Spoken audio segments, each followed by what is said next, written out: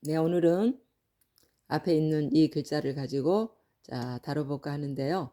이것이 이제 사자성어죠. 네, 행제락화라는 사자성어입니다. 성서에 14번 정도 나옵니다. 네, 전체적인 의미는 남의 불행을 보고 즐긴다. 남의 불행을 보고 즐긴다. 네, 즐겨서는 안 된다. 이런 교훈이겠죠. 자, 그러면 행을 한번 뜯어보겠습니다. 이거는 이제 다행행이라고 합니다.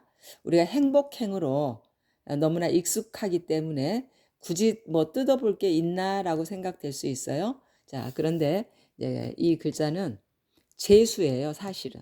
재수.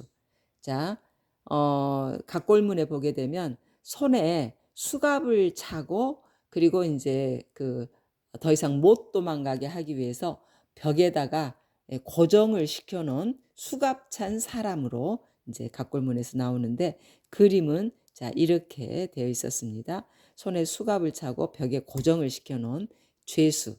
자, 그런데 여기 다행행이라고 했잖아요. 다행행. 그러면 왜 다행행일까요? 자, 수갑 차고 벽에 걸려짐을 당했는데 다행행이라뇨? 네, 그래서 이거는 이제 여기 있는 이 글자 있죠. 이 글자와 비교를 했을 때 다행행이라는 의미가 삽니다. 자, 이거는 다행행이죠. 그런데 이거는 매울신이면서 고생신이거든요.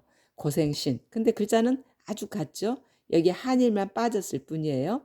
그래서 행복과 고생은 한 끗 차이다 라고 얘기하면서 우리가 이 한일이 빠진 거에 대해서 언급을 했단 말입니다.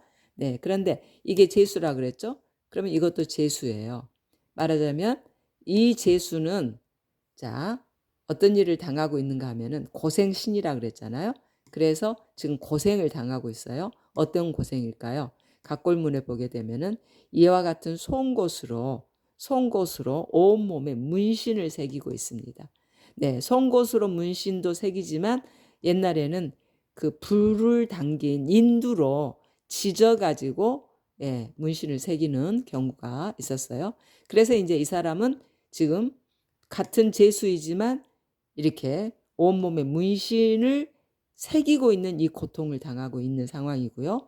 이 사람은 같은 재수이지만 손에 수갑만 채워진 상황에서 벽에 고정된 상황이죠. 그러니 이 사람, 이런 일을 당하는 사람이 이 사람에게 비교했을 때 얼마나 다행입니까?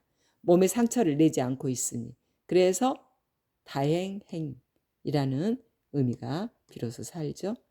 네. 그다음에 이제 이 제자는 이거는 내천이에요. 그리고 이제 불화죠. 말하자면 홍수가 나서 재앙을 당할 수 있죠. 불이 나서 재앙을 당할 수 있죠. 네. 천재지변을 당한다는 얘기예요. 그런데 이런 앞에 있는 이런 사람을 보고 아이고 고소하다. 아이고 재밌다. 자, 숨어서 이렇게 낙을 즐기는 사람이 있다면 어때요? 당연히 안 되겠죠. 네. 그런데 만약에 그런 사람이 있다면 어떤 결과가 오느냐 하면 바로 옆에 있는 이 글자입니다. 자, 여기 보면 보일시라 그랬죠? 자, 하나님이에요. 자, 하나님께서는 아무리 겉으로 나타내 보이지 않고 속으로만 어떤 기뻐하는 마음을 갖는다 하더라도 아시잖아요, 그분은. 그래서 하나님 앞에 속일 수는 없죠. 그래서 하나님 앞에 이제 말하자면 이 사람이 이거는 이 삐뚤어진 입입니다. 입이 삐뚤어진다는 거예요. 네. 이런 고생을 당하고 이런 재난을 당하는 사람이 있는데도 불구하고 고소하다고 생각하고 낙으로 생각하는 사람은 자, 입이 삐뚤어지는 재앙을 당할 수 있다. 근데 이제 성서에 보면 실제 그런 일이 있었거든요. 자, 침례자 요한의 그 아버지 되는 사람이 스가랴가 있었잖아요.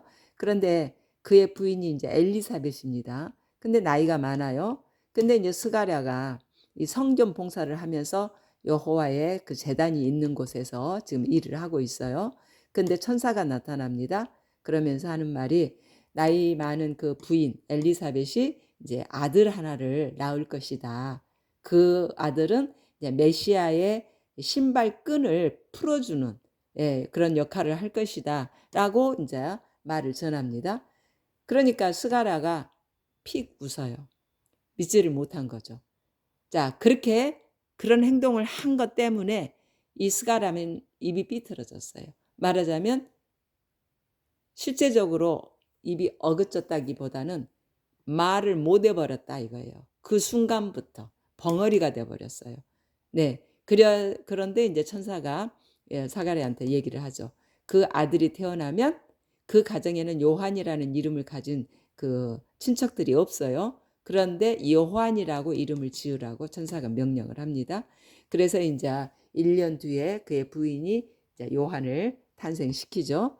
그때 아버지한테 벙어리인 이 스가랴한테 아들의 이름을 무엇으로 지을까요? 하고 이제 부인과 동네 사람들이 이제 글씨를 쓰라고 갖다 줬어요. 그랬더니 요한이라고 이름을 지으라고 이렇게 합니다. 그렇게 된 상황에서 입이 열리는 거예요. 네. 천사가 그 명령한 대로 이제 행하니까 1년 뒤에 입이 열렸거든요. 말하자면 입이 삐뚤어졌다는 것은 그런 의미 아니겠습니까? 네. 그래서 이렇게 앞에서 고생하고 재앙을 당하는 사람을 보고 돕기는커녕 즐기는 사람이 있다면 결과적으로 신 앞에서 숨길 수가 없으니까 입이 삐뚤어지는 재앙을 당할 수 있다는 그런 얘기였습니다. 자, 이게 바로 행제락화라는 사자성어의 의미였고, 남의 불행을 보고 즐기면 곧 자기도 화를 면치 못한다 하는 얘기였습니다. 자, 그러면 이제 다행행에 따라오는 글자가 이제 행복이죠. 너무나 우리가 이 두 개를 익숙하게 써왔기 때문에 이런 의미가 들어있는 줄을 사실 몰랐죠. 네. 그리고 이제 성서에 보면 이 행운이라는 단어가 이사야 65장 11절에 나와요. 근데 이건 하나님께서 싫어하시는 일 중에 하나라고 언급합니다. 그래서 행운을 의지하는 것도 싫어하고요. 운명론을 얘기하는 것도 싫어한다 하는 점이 나오죠. 그 다음에 이제 이 재난재해는 재해라는 글자가 따라오고요. 재앙이라는 글자가 따라오고요. 그 다음에 재난이라는 글자가 따라옵니다. 그리고 이제 낙은 낙원이라는 글자로도 또 유명하죠. 네, 낙원. 그런데 이제 낙원은 딱 하나만 적용하고요. 이게 악으로도 갑니다. 낙으로도 가지만 악으로도 가요. 그래서 악기, 그 다음에 악사, 그리고 악곡. 자, 이렇게도 이 글자는 쓰여집니다. 그리고 이제 화는 자, 병 환자죠. 화환, 화병이 들었다는 얘기죠. 화환. 그 다음에 화근, 네, 그 다음에 화태, 화를 잉태를 했다 이 말이에요. 그 다음에 화사, 자, 화를 당할 수 있는 여러 사건들이 일어났다. 이런 글자들이 이제 따라옵니다. 그래서 오늘은 행제락화라는 이 사자성어를 다루면서 남이 잘 되는 거를 봐야지 같이 잘 되게 도와주고 잘 되는 것을 같이 즐거워해야지 못 되는 것을 즐거워하는 그런 품성을 나타내면 안 되겠구나 하는 것을 배우게 됩니다.